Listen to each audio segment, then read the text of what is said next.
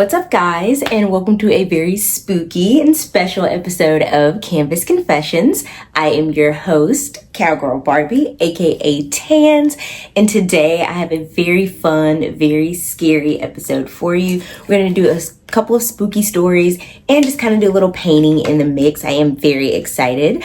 I do have this little table set up in front of me. You guys cannot see it, unfortunately, but it just has kind of my mediums on here. So just my pencils that I'm going to be using, any of my markers. It has my canvases on it. It just has all of my work stuff on it. So if you guys see me looking down, that's what I'm looking at, but let's just jump right into it. So for that first story is going to be a creepy childhood experience.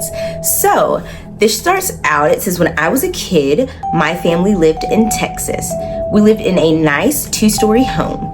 One night, my parents were putting my little sister in her crib, and afterwards they went downstairs. So I continued to just play with my toys at the top of the staircase.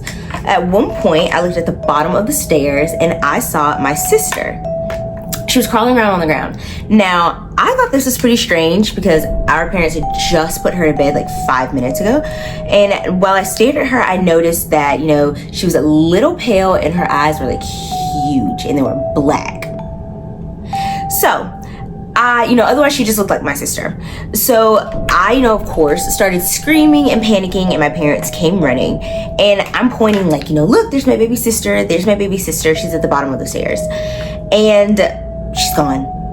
Nowhere to be seen. Like, she's just gone. She vanishes.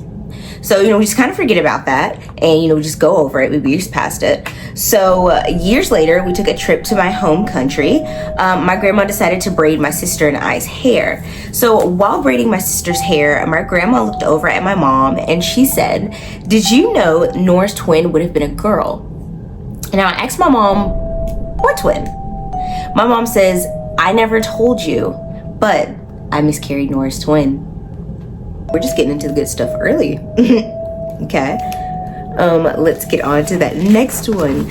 This is why you should always sit in the back seat. So, Chastity was attending boarding school in Korea. So one night she was out with her roommates, and at the end of the night, they decided to take a taxi home. So Chastity sat in the front, and her friends, her 2 roommates, they sat in the back. So the driver spoke pretty good English, so immediately he just kind of starts telling jokes and he just kind of tries to lighten the mood. So no one thinks much of it, and Chastity is laughing immediately. Like, she thinks this man is hilarious, she loves his jokes, she thinks they're just funny. So quickly she just kind of realizes that her friends are not laughing. And in fact, like, their faces say, quite the opposite, like stone face. They look very serious. So she's continuously being like, "What's wrong, guys? What's up? What's happening? What's up?" And neither one of them answer her. Like, they refuse to answer her. So eventually one of them says something, Eventually one of them says something to the driver in Korean. And, he suddenly just pulls over on the side of the road. So Chastity's just super confused, and she doesn't want to question it. These are her friends, so something has them spooked. So she pays him the money, and she quickly gets out and she follows her friends. So once she catches up with them, because they were moving so fast, like they were already like paces ahead of her by the time she could get out. But once she catches up with them, she's like, "What's wrong?" One of them goes, "Didn't you hear it? It's coming from the trunk. There was a woman saying, 'Help me, help me.'" You'll be catching me in the front from now on. All right, next up we have "Do not open the door." Once there was a girl named Liz who lived with her dad. Now, her dad went on a business trip, so Liz was just kind of alone for the weekend. Now, the first night was pretty smooth, nothing happened. Liz just got a typical pizza and just went on. But night 2, there was a ring at the doorbell. Now, she was about to open it, because of course she just assumed it was her father. But when she looked through the peephole, her dad was looking at her with wide eyes, like he was terrified. So she asked him, "Dad, did you forget something?" No answer. She just continuously called his name. No answer. "Dad, I'm not gonna open this door until you say something." Still, no answer. So eventually the ringing stopped, the doorbell didn't ring anymore, and Liz just kind of went back upstairs. The next morning, she looked through the peephole again, and her father was still there. Like, he had not moved all night. Eventually, she opened the door and she saw her dad's head hanging from above the door with a note attached to the doorbell that said, "Clever girl." I did just want to pause and show you guys kind of some progress too. It's gonna be two little, he didn't turn out right. It's gonna be two little skulls, but he just isn't doing right. So disregard him, but I feel like the other one's gonna be really cute once I like shade him in. But I did just want you guys to see the progress of how it's going. So yeah. All right, guys, now we're about to learn why you shouldn't eavesdrop. There was a bus driver listening to two boys talk about something really strange, but he couldn't help but listen.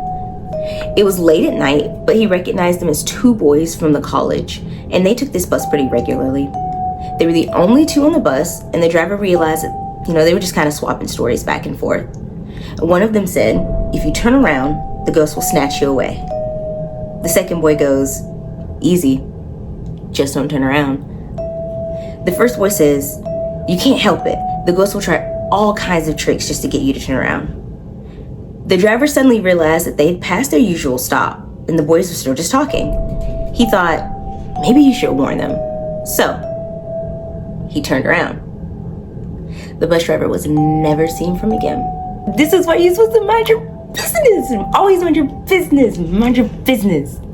All right, guys, last but not least, I actually really love this one just because it's something that's really, modern. It's something I think that we can all kind of relate to and know to. So this one's pretty cool. I also do want to note that I have been using, I know you guys have been seeing me use these little markers throughout the video, but I am switching over to a little paint just because as much as I love these little markers, they're not really versatile with all the colors, so they don't have everything. So I do need this cutesy little brown color. So I am going to be switching over to a little paint real quick.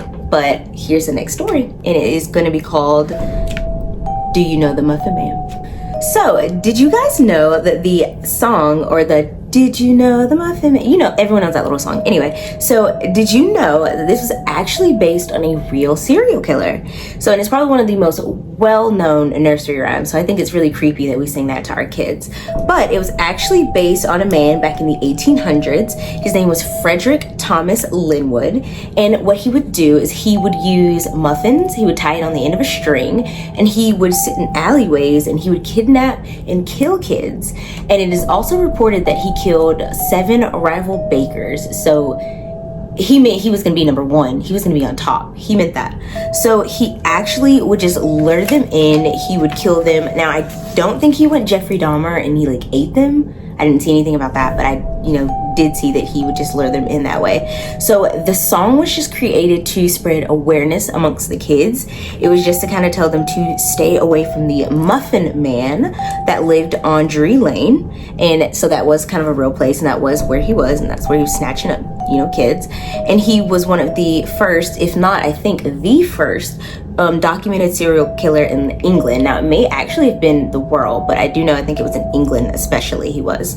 So, there you have it. He was pretty creepy. And alrighty, it is time for the final reveal. So here is my picture. It is 2 skeletons. They look like 2 little cherries. He didn't turn out so bad after all. I know earlier I said he looked a little funny, but I guess he looks a little bit better once I finish shading him in. But this is really cute. I cannot wait to put it on my wall. These little paintings behind me, I have some on another wall in front of me. Everything that I paint, draw, everything like that, I kind of hang up on my wall. Not everything is mine. I know you can kind of see a little bit of a frame of this one. That one isn't mine. Some stuff is just hung up in here as decorations, but some of these are mine, and I will, as we go along on each episode, kind of show you how that wall progresses. Also, I will be leaving a link down below for you guys to send me any of your submissions as far as your confessions, stories, anything you want to share. I will disclose that everything is 100% anonymous, so if you do not want to share your name or anything like that, it will not be in there. I don't share anything like that anyway, but I will say you are also open with that option if you would like me to share names, put names in stories, anything like that. If you want to make it a little bit more spicy or juicy, I can also do that. So just be very clear and let me know which one you prefer, and definitely can do that. that. But there will be, like I said, that link down below. So feel free to click that and share anything you want with me. This was a pleasure. It was super fun. I hope you guys were really chilled and spooked out. I hope those stories were pretty scary. Do join me for the next episode. I hope to have a lot more stories by you guys that feel a little bit more personal and stuff like that. The other ones will have a more normal vibe in nature. So do stick around with me, and this was so fun. Thank you guys so much. Bye.